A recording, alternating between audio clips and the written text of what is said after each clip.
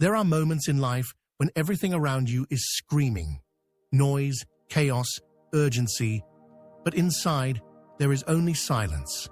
A strange kind of silence. Deep, almost haunting. It's not the silence of peace, but the silence of something forgotten, something sacred. It's a silence that cannot be ignored because it echoes not from the world outside, but from the very core of your soul. Have you ever heard it? That whisper, gentle yet fierce, that dares to ask, what are you doing with your life? It's not the noise of deadlines, responsibilities, or the opinions of others telling you what you should be, what you should want, what you should strive for. This voice comes from somewhere much older, much wiser. It is the voice of your true self, the self you've silenced for years, maybe decades. We spend our lives chasing after other people's dreams, trying to be accepted, validated, applauded. We shape ourselves to fit molds that were never made for us. We become what others want us to be, slowly drifting further and further away from what we really are. And then one day, without knowing exactly when it happened, you wake up feeling empty. Not in the sense of lacking things, but a deeper emptiness. Outwardly, you may seem fine, full even, but inwardly, something is missing. Carl Jung once said that the greatest problem of modern man is that he has lost connection with his soul. And this disconnection doesn't happen all at once. It's not a sudden event. It's a slow bleeding of the spirit, drop by drop, day after day. Every time you choose to be liked instead of being honest. Every time you drown yourself in noise to avoid your own silence. Every time you postpone your truth just to keep others comfortable. Have you ever felt like you're living someone else's life? As if each day you're just performing in a play you didn't write, speaking lines you didn't choose, like your soul is trapped beneath layers of routines, obligations, polite lies, and carefully crafted masks. And yet, there's something inside you that hasn't died, something that still breathes, even if faintly, something that still dreams, still desires, still longs to remember who you really are. That something is what Jung called the process of individuation, the sacred journey back to yourself. A return to your own center, your inner wholeness. A reunion with the version of you that has been patiently waiting, watching from the shadows, hoping you'd finally come back. You cannot keep spending your life on things that aren't truly yours. You cannot keep avoiding the sacred responsibility of becoming who you were meant to be. You cannot keep silencing that voice inside you, the one begging to awaken. This is not a comforting message. It's not meant to flatter you. It's meant to disturb you, to rattle the fragile structure of your well-behaved ego, to show you that your soul can no longer be held hostage by your fears. Who are you living for? Who are you trying to impress? Why do you fill your days with meaningless tasks, hollow relationships, and empty accomplishments? What are you waiting for to truly look at yourself? Jung wrote that no one becomes enlightened by imagining figures of light, but by making the darkness conscious. And that transformation starts when you stop running from yourself, when you stop numbing your pain with distractions, when you stop giving away your energy to things that don't nourish your spirit. Because the more you run from yourself, the more you become a stranger in your own existence. And life doesn't wait. It slips away silently, without asking permission. But the good news is, you're still in time. Take a moment to really look at yourself, not with your eyes, but with your soul. Watch every gesture, every automatic thought, every decision made just to fit in. Whose life are you living? Does it really belong to you? Or is it just a mask carved from fear, and routine. Jung spoke of the persona, the social mask we wear to survive in the world, that acceptable face we show so we can be liked, appreciated, and recognized. The mask has its place. It serves a function. But if you confuse the mask for your identity, it will slowly consume you. How many times have you said yes when your whole being was screaming no? How many times have you smiled outwardly while something inside you was breaking? How many times have you pretended to be strong when all you wanted was to collapse? And how many more times will you betray yourself just to avoid discomfort? The problem isn't the mask itself. The problem is forgetting that it's a mask. The real danger is letting the character devour the actor, letting the fiction replace the essence. We become so busy trying to please, to fit in, to avoid failure, that we no longer stop to ask, does any of this make sense to me? We become slaves to expectations, to obligations, to shoulds and have-tos. And our life turns into a script written by someone else. Lines we didn't write, a story we didn't choose. But the soul never forgets. The soul never settles. And even if you bury it under layers of irony, distraction, or denial, it waits, it watches, it remembers. Can you see the cost of belonging at any price? Every day you pretend, a part of you dies. Every time you abandon yourself, your unconscious fills with bitterness, with rage, with silent grief. That shadow, the repressed, disowned part of you, doesn't go away. It transforms into anxiety, into chronic dissatisfaction, into that gnawing feeling of being lost, even when everything looks perfect on the outside. But what if you took off the mask? What if, for just one day, you dared to be entirely, unapologetically yourself? No filters, no fear, no pretending.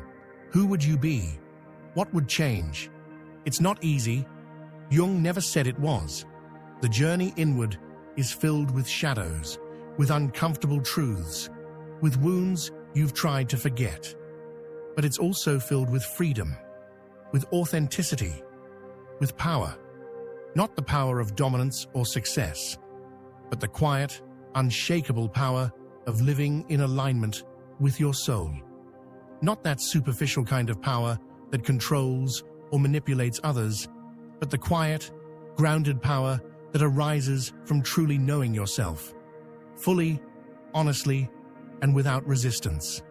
That kind of power doesn't need to shout or dominate. It simply is. It radiates from within. Your soul has been waiting. Your shadow is tired of being ignored. And you, yes you, already carry within you everything you need to begin again. But not from scratch, from truth. Are you ready to keep looking inward? Because there is no real transformation without descent. No genuine awakening without first facing the dark corners of your inner world. The darkness within you is not your enemy. It's not something to be feared, suppressed, or eliminated. It's your shadow, the forgotten part of you, the hidden self. And as long as you continue to turn your back on it, it will continue to operate silently, ruling your choices from the background. Carl Jung said, "Until you make the unconscious conscious, it will direct your life, and you will call it fate." Take a moment to truly absorb those words. How many times have you wondered why you fall into the same patterns? Why you seem to attract the same kinds of people into your life? Why you keep repeating cycles you swore you'd never repeat again? It's not bad luck. It's not coincidence. It's not destiny. It's the unconscious, the parts of yourself you haven't dared to face, pulling the strings behind the curtain. You haven't truly stepped into the labyrinth of your psyche yet. Maybe you've been running from yourself, afraid of what you might find if you look too deeply.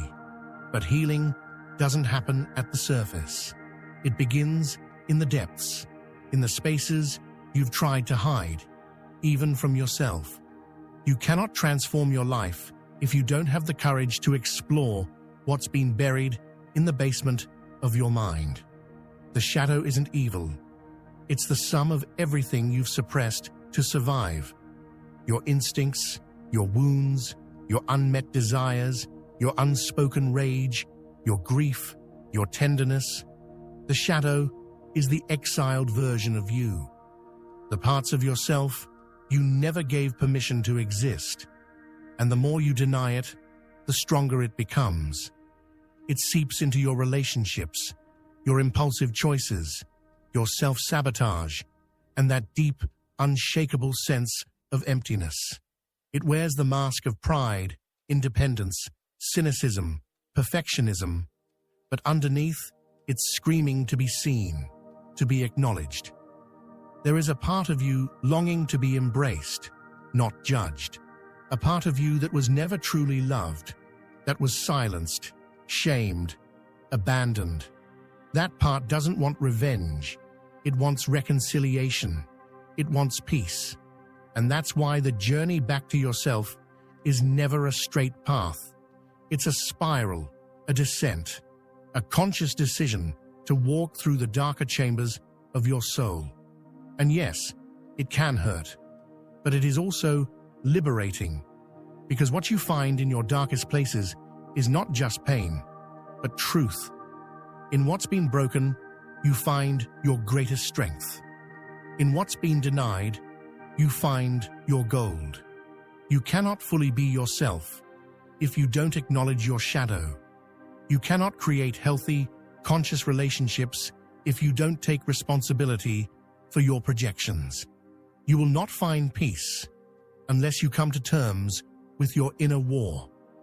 This path is not for those who wish to stay numb, who cling to illusions, who are satisfied with superficial answers.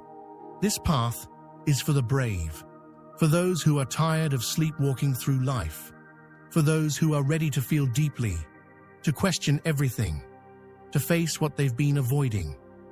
And you're here for a reason. Something within you is already stirring. Something no longer wants to live according to the old story. You're ready. You may not have all the answers, but the very fact that you're still listening means a part of you has already awakened. The shadow is not the end of the path. It's the threshold. It's the doorway to everything real. And only those who dare to walk through it will ever truly understand who they are, why they're here, and what it means to be whole. So stop running. Stop pretending. Turn inward. Look at your shadow. Listen to what it has to say. And when you're ready, when you truly are, embrace it.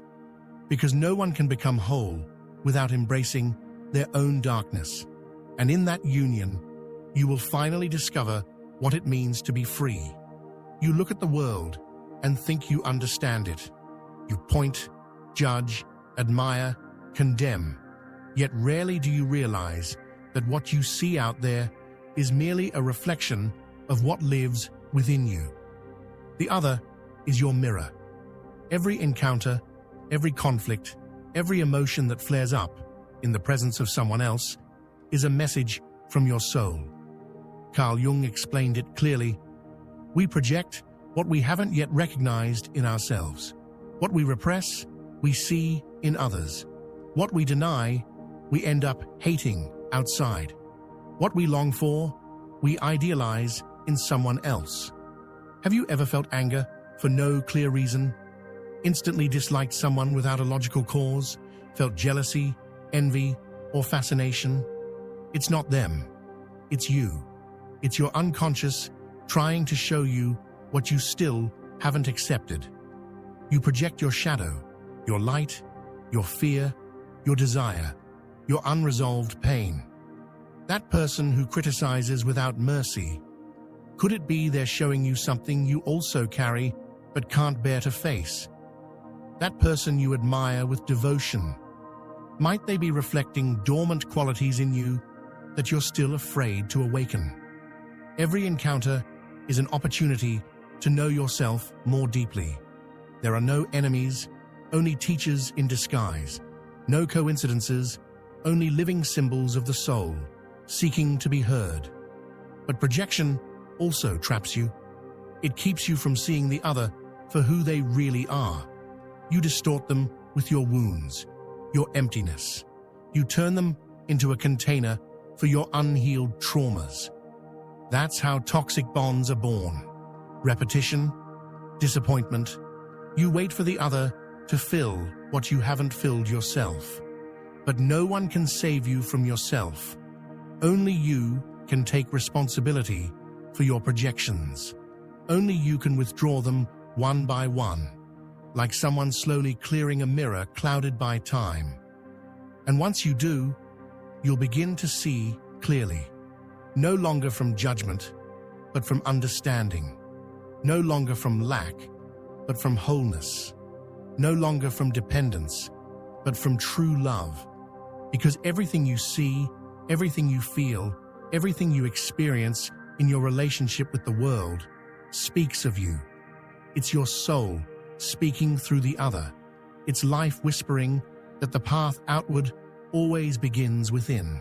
So next time someone stirs a deep emotion in you, pause. Don't react.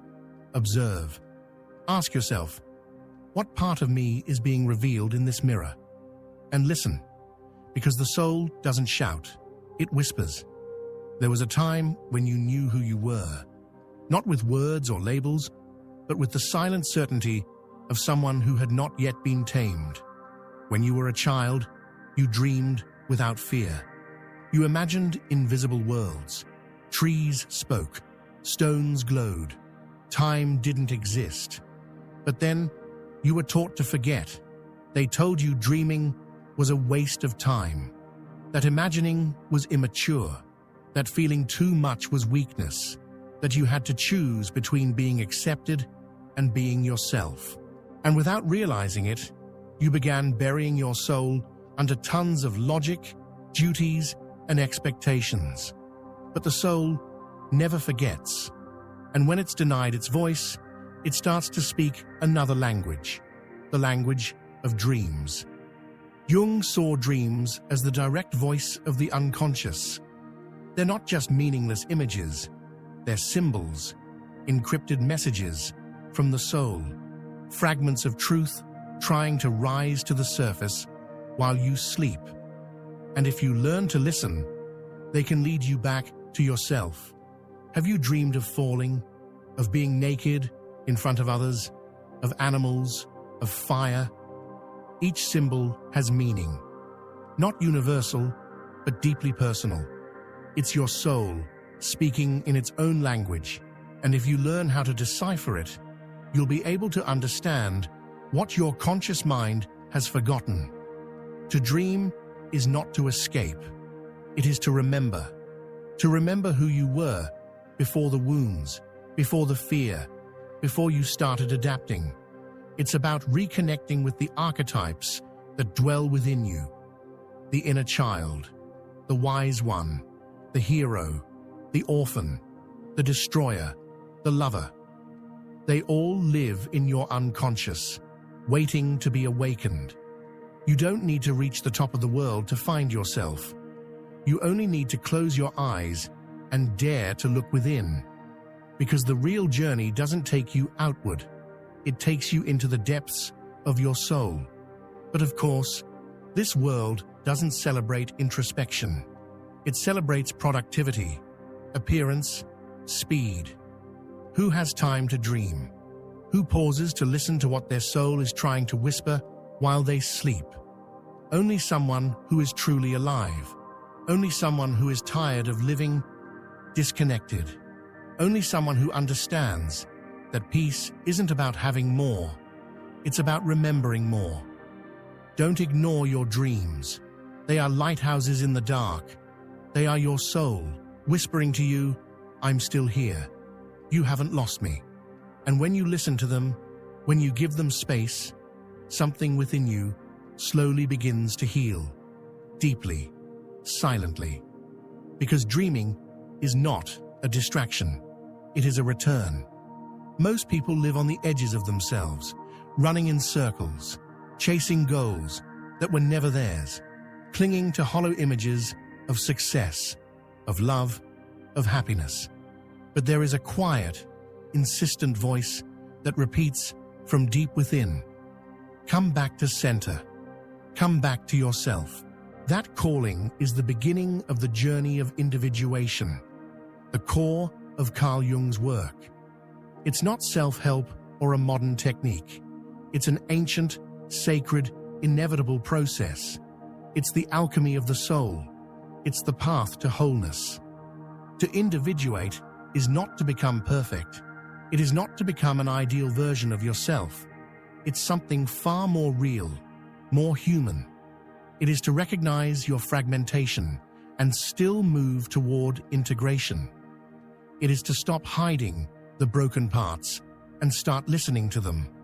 For Jung, to be an individual didn't mean to be selfish.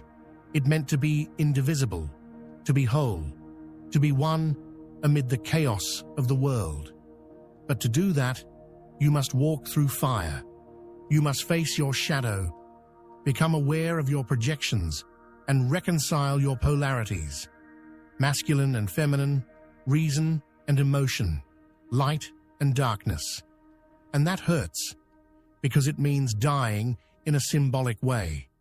It means letting go of the identities you've protected your whole life. It means giving up the safety you found in your masks, your routines, your certainties. Individuation is a death and a rebirth. It's no longer living to please. It's living with purpose. It's no longer obeying without thought. It's listening to your soul.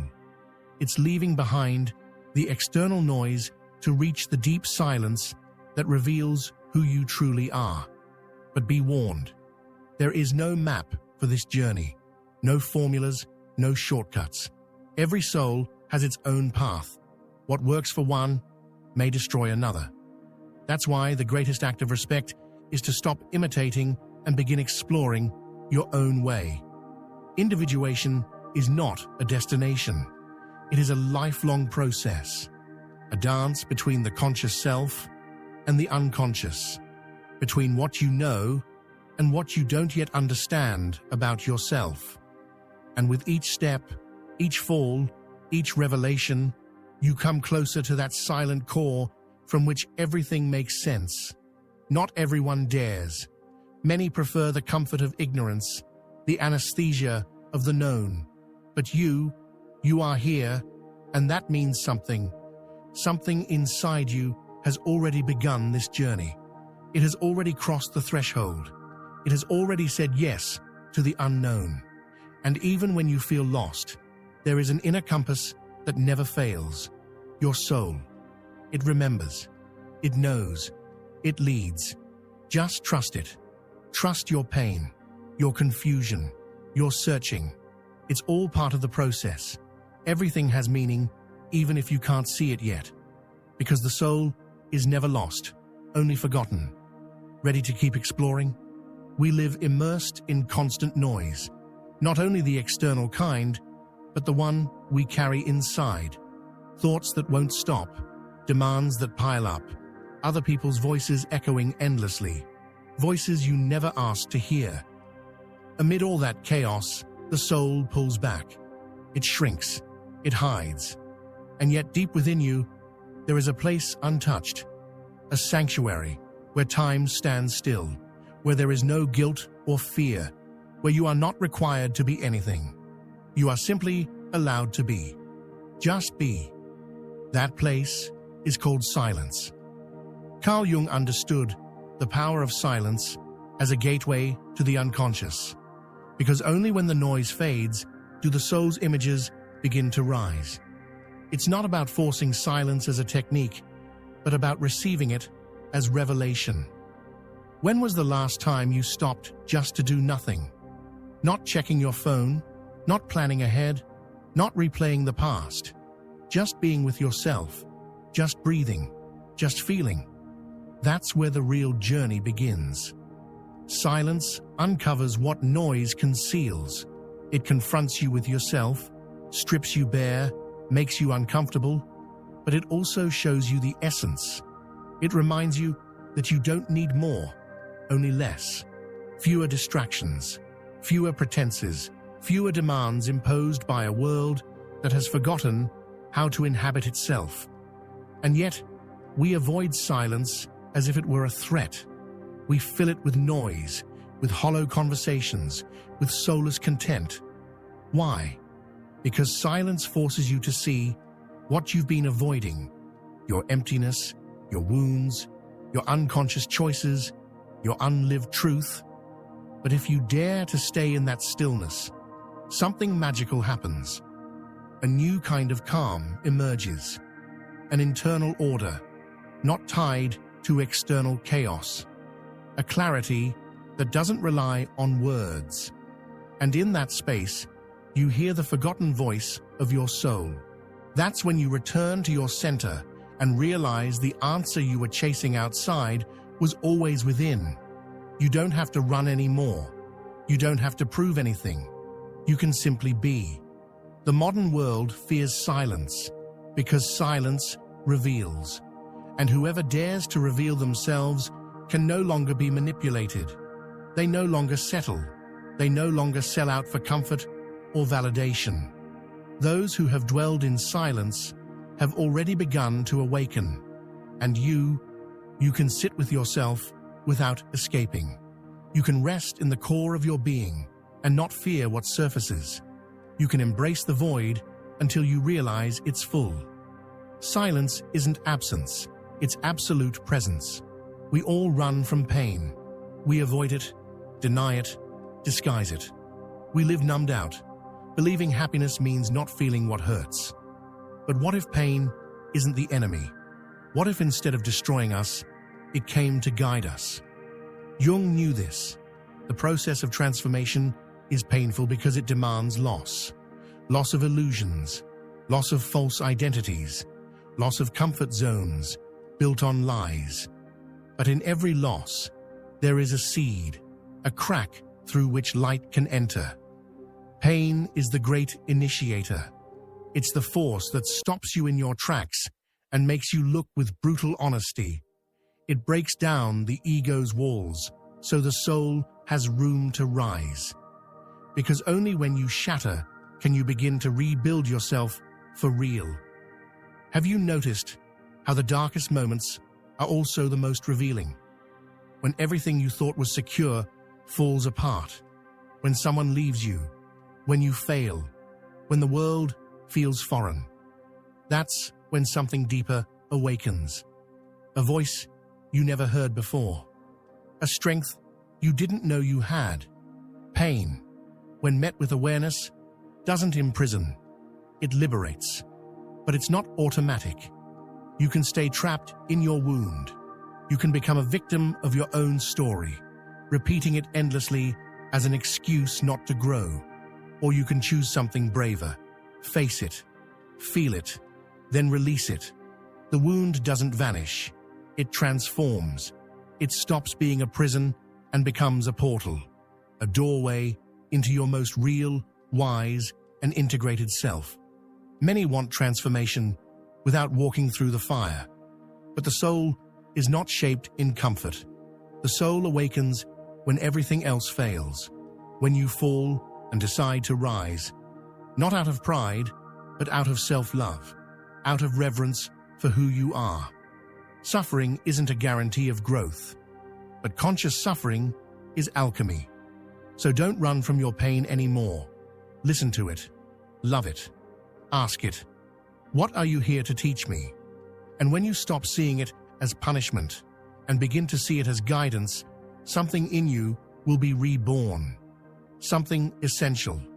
Something no external success can give you. Because there is no power more real than the one found in someone who walked through hell and returned with their soul intact. Do you want to keep walking? Not everything that's lost is gone forever.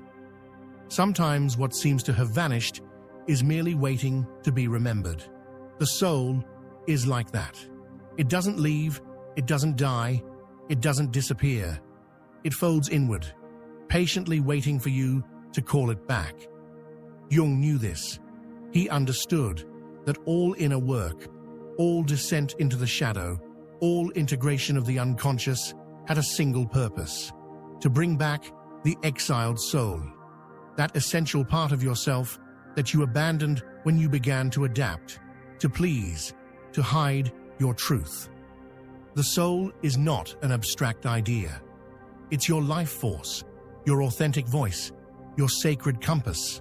When you're connected to it, everything makes sense, even the pain. When you're disconnected, everything becomes noise, emptiness, confusion. And yet, we've normalized living without a soul. We walk like mechanical bodies, soulless routines, soulless relationships, soulless jobs. We've become efficient but absent, productive but disconnected, informed but hollow. Returning to the soul is not a poetic gesture. It's a vital necessity. It takes courage because it means stripping away layers, inherited beliefs, achievements that only decorate a false self. It requires surrender, not as defeat, but as radical honesty. Admitting that you don't know, that you've been asleep, that you need to find yourself again. Where did you leave your soul? When did you start betraying yourself? How many times did you say yes when something inside you screamed no? How much longer will you live split in half? The return of the soul begins with small acts, speaking the truth when you'd rather stay silent, stopping when everything in you wants to run, crying when your mask wants to keep smiling, staying alone when the noise outside tries to pull you away. These are portals. Each one gives you back a fragment of yourself, and little by little, what was forgotten returns. The light in your eyes, the sensitivity, the intuition, the creativity, the desire to live with meaning. Not for others, for you, through you, within you. It won't be easy. Sometimes you'll feel like you're falling back. Sometimes you'll doubt everything. But if you learn to hold yourself from within, you'll discover something no one can take away: your truth. And from that place, from that truth, everything changes. You no longer need to convince anyone. You no longer need to impress. You only need to inhabit yourself, honor yourself, breathe deeply where your soul has been reclaimed. Because only those who return to themselves can truly live. We've reached the end, but it's not a closure. It's an opening, a threshold. Because what really ends here is the lie that you're alone, the lie that you're not enough, the lie that you can't change, the lie that your life doesn't matter. This journey wasn't towards something external.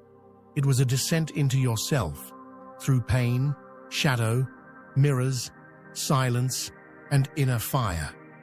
You've walked through territories most people avoid. You've heard truths others are too afraid to speak. And if you've come this far, it's because something inside you has already awakened. Carl Jung never gave quick solutions. He offered us maps, symbols, and questions. Because the soul doesn't respond to formulas, but to real, embodied, living encounters. And now, you've met yourself. You don't need to do it perfectly. You don't need to have all the answers. You only need to be willing. Willing not to betray yourself again. Willing to stay with yourself even in the storm. Willing to keep searching even when the path isn't clear. Because the soul doesn't demand success. It demands truth. And the truth is, you are so much more than what they told you. You are so much more than you think. Within you is an untouched core, a center from which you can begin again and again.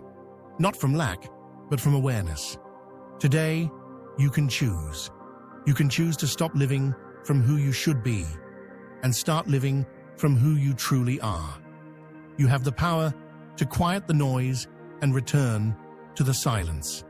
You have the courage to look your shadows in the eye and no longer fear them. You can stop running. You can come back to yourself. Maybe no one will notice at first. Maybe the world outside won't change, but you will. And that changes everything. Because when one person transforms, they also transform how they see. And when the way we see the world changes, the world itself begins to shift.